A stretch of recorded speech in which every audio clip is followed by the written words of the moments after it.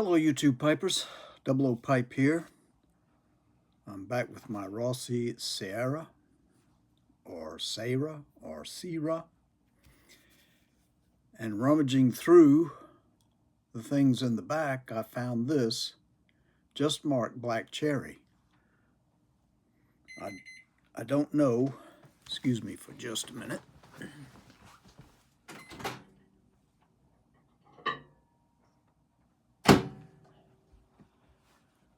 I had a beverage in the microwave. Sorry about that. But anyway, I'm not sure who made this. All it says is black cherry, so smelled good. So I thought I'd put it in my pipe and give it a smoke. This is the last weekend before Christmas.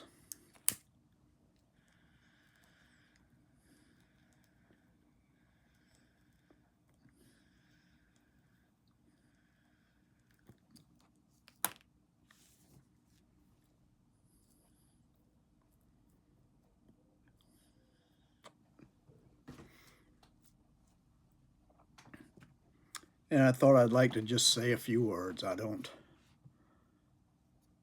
really have anything to say other than I just wanted to share smoke.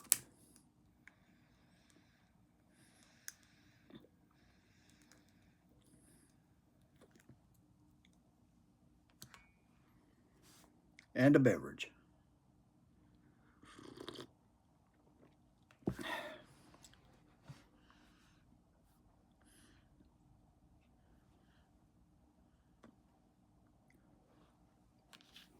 Well, I can taste a little cherry in that.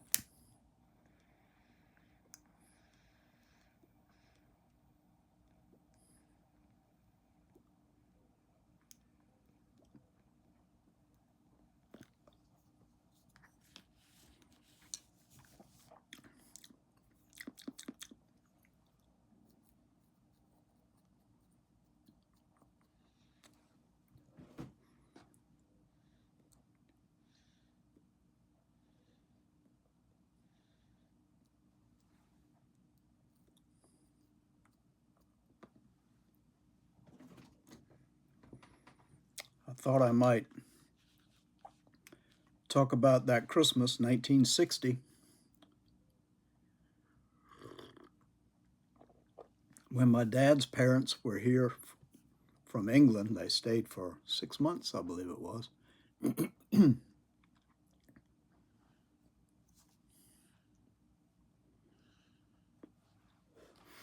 I'm not sure why he didn't want to go to the farm in Georgia, but that particular year, maybe he wanted to just spend it with his family and not have to share them with everybody else. I don't know.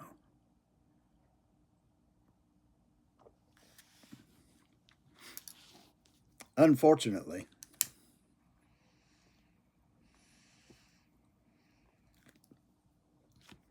that was the last Christmas that my great-grandmother was alive. She died not too long after Christmas that year. So we never got to go back to Georgia again. But I don't know if that had anything to do with me, because I was a spoiled child, let me clue you.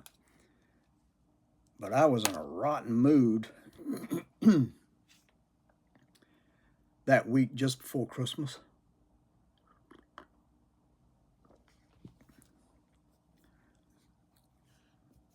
And my dad said he wanted to go shopping. And I said, I want to watch A Christmas Carol on TV. So I went in the TV room and closed the door because they were going to wrap presents up here. And that's one of the reasons Dad wanted to get me out of the house. And I said, I won't go up front. I'll just stay back here and watch A Christmas Carol on TV. Well, About 10 minutes into that movie, my dad walked in.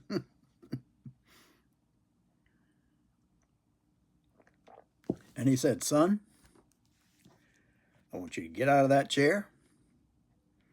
I want you to go up front. I want you to get your granddaddy, and let's get in that car and go Christmas shopping."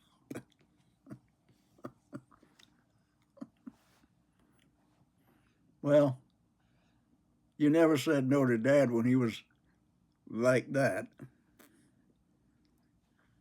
You didn't want Dad to be angry, that's for sure. And he was that close because he had told my mother that he would get me out of the house, and I just wasn't cooperating.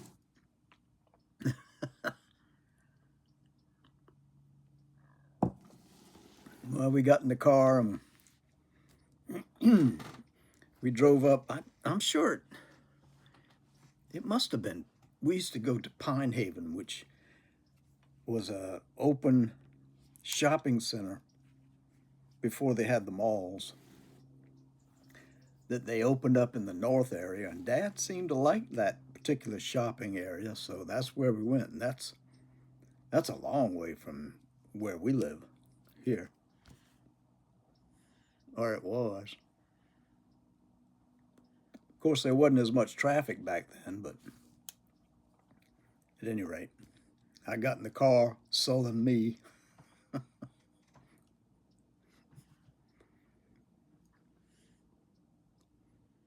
Upset because I couldn't watch A Christmas Carol, which I'd seen 4 or 5 times every year prior to that.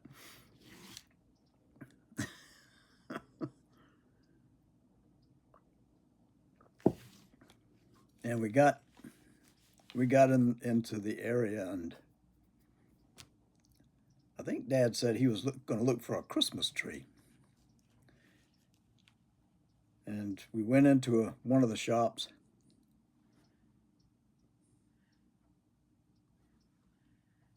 And I believe that was probably the second year they had offered these aluminum Christmas trees with the light that had the circle disc with 4 different colors that would shine on the tree and sparkle in those limbs.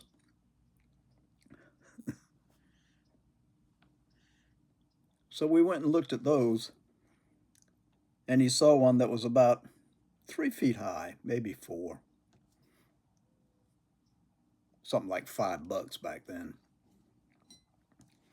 And he said, "Well, son, what do you think of that?" I said, "Well, if you got to have an aluminum tree, that looks like it'd be a good one." Because as always, I wanted my way, and I wanted a regular tree that we'd go out and get. But he didn't want to do that this year. He wanted to do this. So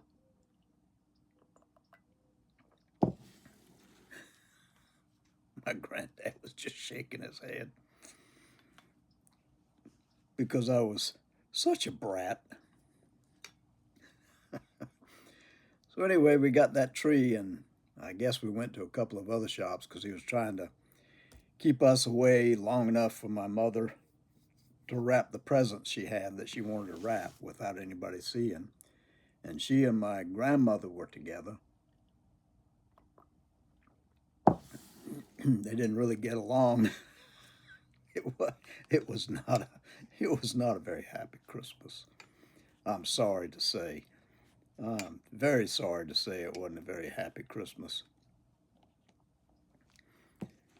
But we got back to the house, and Dad tossed the box to me, and we carried it inside, and he said, "We got a tree." And Mom said, "You got an aluminum tree?" She wasn't happy either. He said, "Yeah, it looked pretty in the store, so we thought we'd get this and put it together." She said, "What about lights and tinsel and all that stuff?" He said, "You can still put bulbs on it and the lights. We got a light with a revolving disc that'll flash different colors on it." So anyway, we took it out of the box, and each one of the limbs was in a paper tube, and you'd pull the limb, which was spiraled aluminum, and it was on a long wire stick, and you put it in a hole that had been drilled in the what was supposed to be the trunk. Well, we put all that together, and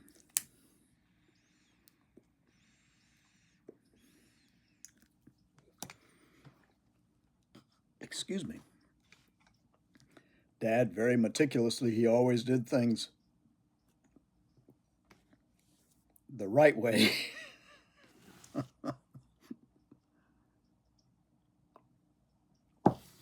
Just like he opened his presents, and we all opened them the same way because we just followed his lead. And he'd always meticulously take the tape off and unbend the sides and unbend the wrapping and take the tape off this end, do the same thing, turn it over, and there was tape along the line. And he would take the tape off one. I mean, it took sometimes an hour for him to open a present.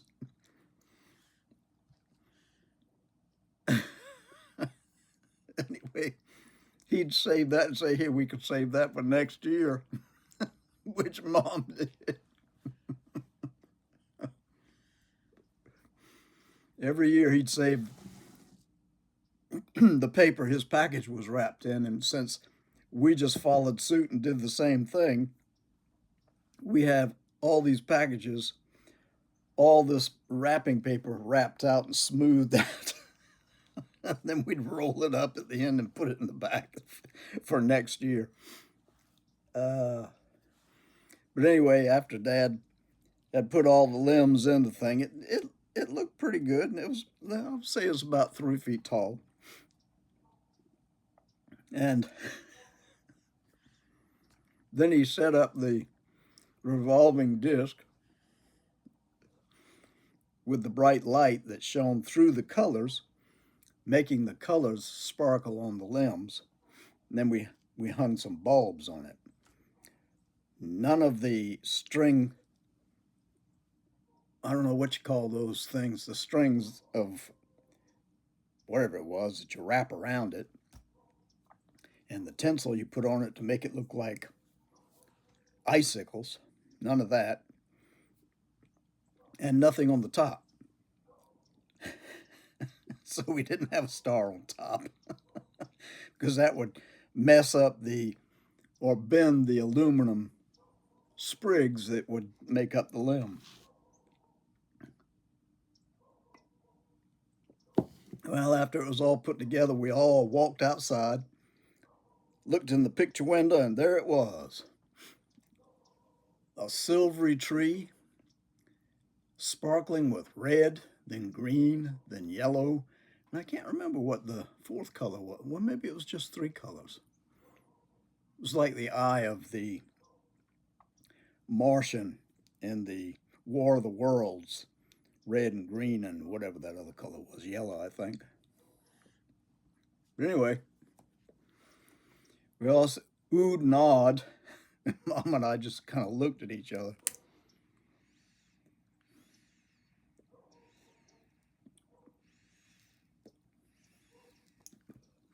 Because without the smell of that pine or spruce, whatever type of evergreen we would bring into the house, you didn't have that aroma that always emanated off of it, so that your house smelled like that inside of a forest.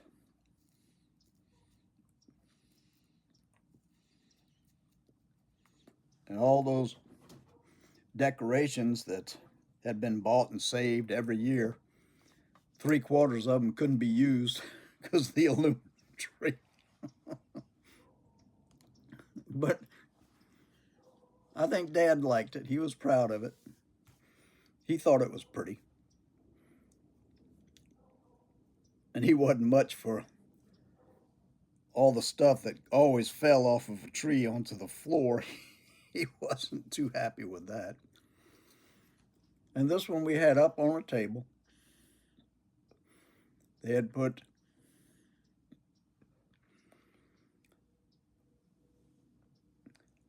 like a blanket that was white, for it was imitation snow like, and smaller packages were put on there, and a little nativity scene was put in the front, and the bigger packages were put on the floor under the table.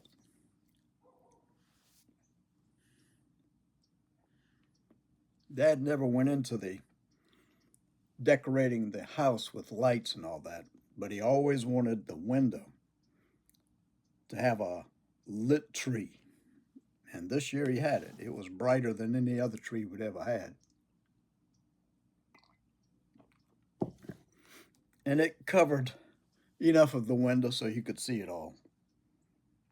Well, I'm not sure how my granddad and my grandmother reacted to all this because,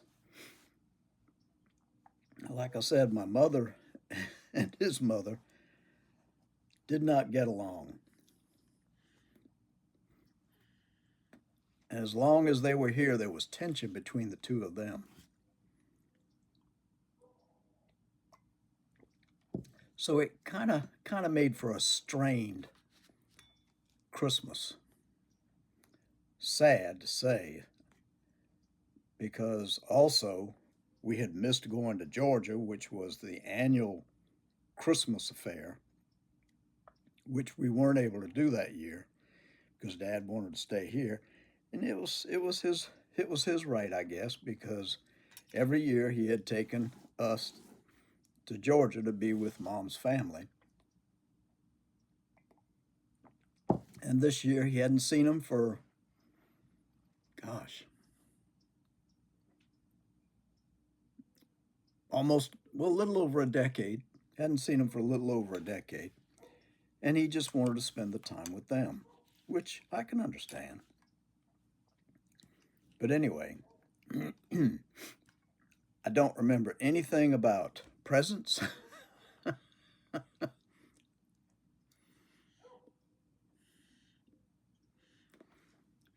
Other than the fact I didn't get a BB gun a game, because every year I'd ask Dad to get me a BB gun, and he never would get me a BB gun. He said I'd shoot my eye out or somebody else's eye out. Just like the movie.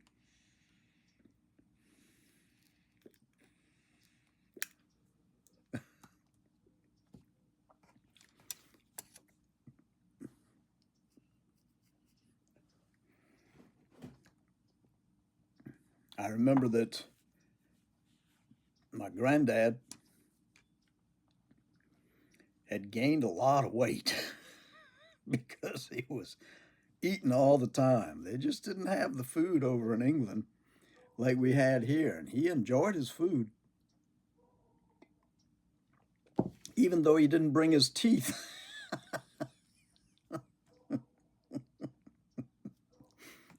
He got over here. My grandmother was upset with him because he hadn't brought his teeth, and he couldn't really eat without his teeth, so he had to mash his food up real good and then gum it. Oh, jeepers. And he did look, he could make some real faces too without his teeth.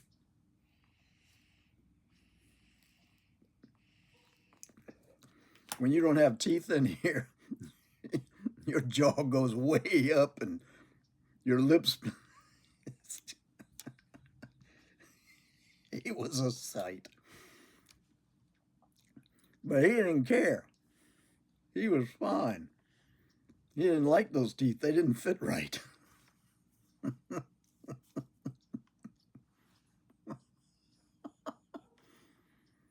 uh, and at the table, he'd always make me laugh because he'd make faces at me without his teeth, and it was just always cracking me up.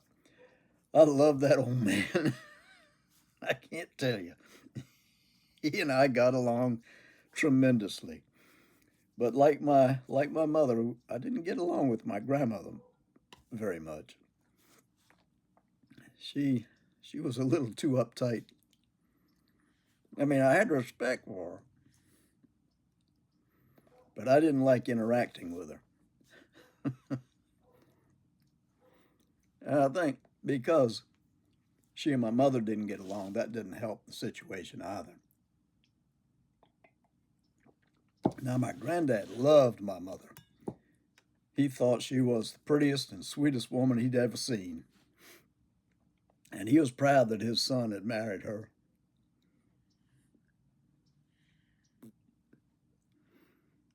My grandmama didn't feel the same way. She always felt like that foreigner had trapped her son. Oh, Lord. The family memories. Like I say, I don't remember anything about presents or anything.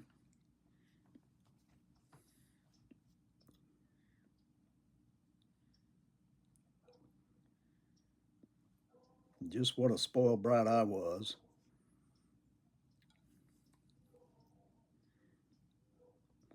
And how my mama's Christmas just wasn't as happy as what it could have been. And I don't know that my grandmama was that happy either. So all in all, that was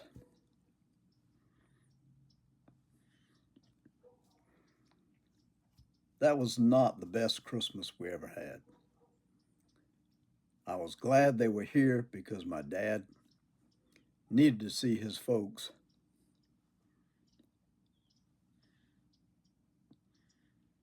And they were happy to see him. My granddad and I spent a lot of time together, and he's always making me laugh and telling stories. And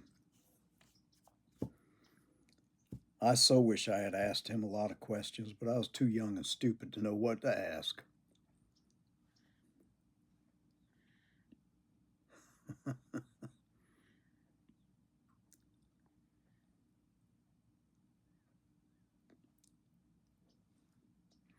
He told me that I would be married before I was 20. And we wrote up a contract that said if I didn't get married by the time I was 20, my granddad would owe me $20. And if I did get married before I was 20, I'd give him $20. Well, I didn't get married when I was 20, but I never saw my $20. I don't know why he even made that bet with me.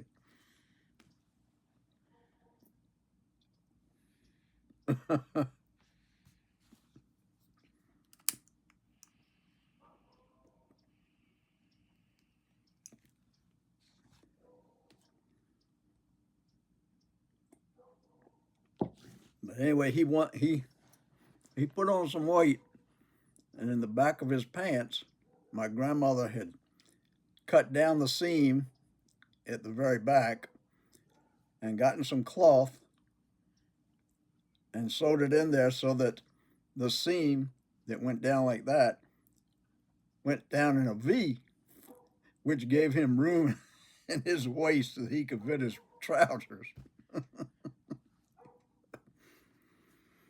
uh, Fussing the whole time because he was getting fat. It didn't hurt him. And we got some peanut brittle because my uncle always made peanut brittle every Christmas, and he brought some of his peanut brittle by. And I looked at him and said, "How are you going to eat that?" He said, "I'll show you." And he took a piece and he broke all the peanuts out of it. And then he put the brittle in his mouth and sucked on that until it was gone. And then he got 2 spoons and he put a peanut in one spoon, put the other spoon on top and crushed it, mashed it around so that it turned into a powder. Then he ate that powder, which he didn't have to chew because it was a crushed peanut. Just what you do with your teeth. And that's how he ate peanut brittle. But he ate peanut brittle, believe me. He liked it. Well, memories with him are great. I don't know that my dad didn't have a sense of humor like my granddad did. It's a sad thing because my granddad was a funny man and he enjoyed life.